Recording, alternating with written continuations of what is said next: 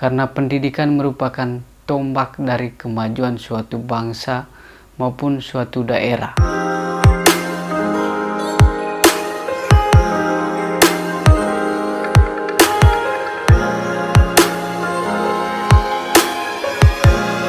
Sudah siapkah masyarakat NTT, lebih khususnya masyarakat Manggarai Barat, dalam menyambut pariwisata super premium?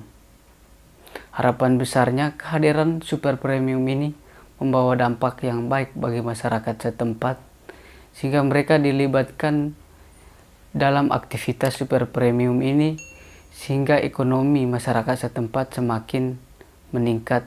Ataukah kehadiran super premium ini akan membawa dampak buruk bagi masyarakat setempat karena belum ada persiapan dari masyarakat itu sendiri atau sumber daya manusia yang belum siap menghadapi lajunya super premium atau pariwisata super premium yang ada di Labuan Bajo. Kita ketahui bersama bahwa begitu besar anggaran yang dikeluarkan dari pusat untuk Labuan Bajo dalam menunjang pariwisata super premium. Per 2020 sekitar 1,3 triliun anggaran yang dikuncurkan dalam membangun Labuan Bajo, mulai dari jalan hingga pembangunan pelabuhan. Hal ini baik karena pariwisata Labuan Bajo menjadi pariwisata super premium.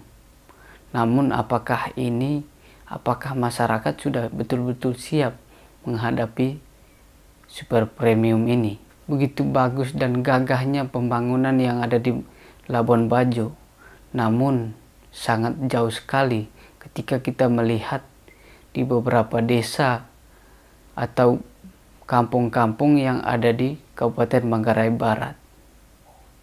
Kesenjangannya sangat jauh sekali. Masih begitu banyak desa atau kampung-kampung belum teraliri listrik, begitu juga jalan maupun air bersih.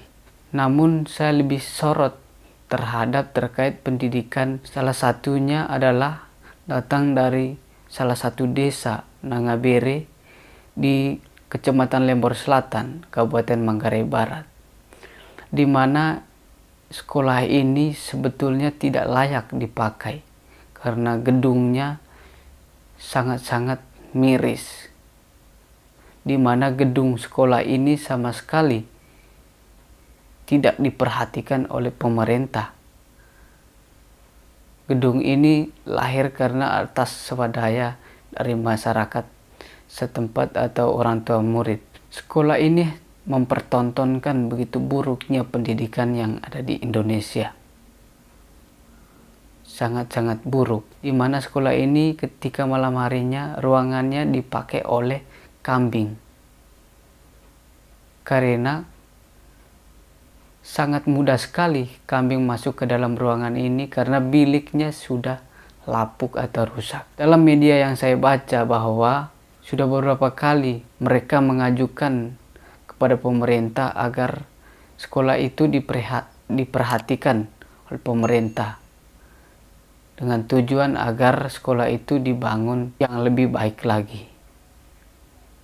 Namun sampai sejauh ini, sejak 2004 sampai sejauh ini, masih belum ada jawaban dari pemerintah. Mungkin ini adalah salah satu contoh dari sekian banyak sekolah-sekolah yang belum disentuh oleh pemerintah dalam hal ini untuk menunjang pendidikan siswa-siswa yang ada di Kabupaten Manggarai Barat. Apakah pariwisata super premium ini akan berjalan ketika sumber daya manusia atau masyarakat yang ada di kota Labuan Bajo atau Kabupaten Manggarai Barat ini belum siap?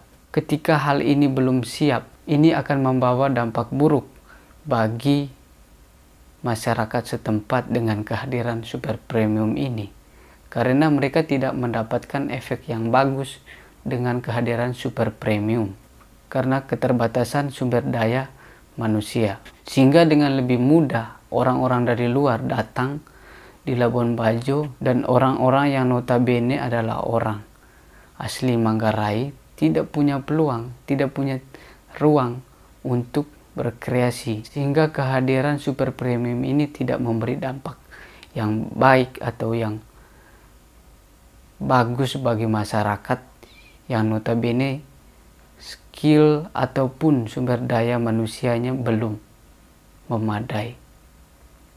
Oleh karena itu sangat perlu keterlibatan pemerintah terkait persiapan sumber daya manusia yang ada di Kabupaten Manggarai Barat. Karena hal ini, sumber daya manusia ini akan menunjang berjalannya aktivitas pariwisata super premium. Untuk itu harapannya pemerintah jangan hanya memberikan super premium atau pariwisata super premium yang menonjol, akan tetapi perlu juga pemerintah memperhatikan terkait pendidikan itu sendiri. Pemerintah punya tanggung jawab terkait dalam dunia pendidikan. Oleh karena itu kementerian-kementerian terkait seperti Kementerian Pendidikan dan Budaya, supaya hal ini melihat sebagai salah satu contoh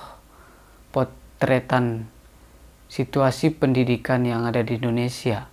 Hal ini perlu tindak cepat dari pemerintah. Dan pemerintah daerah juga perlu melihat situasi di daerah sendiri.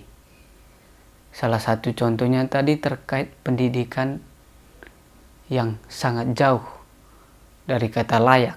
Sangat disayangkan sudah 76 tahun Indonesia merdeka, tetapi pendidikannya masih jauh dari kata layak. Oleh karena itu, pemerintah, baik pemerintah pusat maupun pemerintah daerah, harus memperhatikan lebih khusus terkait dunia pendidikan. Karena pendidikan merupakan tombak dari kemajuan suatu bangsa maupun suatu daerah. Tanpa pendidikan, sumber daya manusianya tidak akan berjalan, dan pembangunan dan kemajuan tidak akan ada tanpa sumber daya manusia yang baik.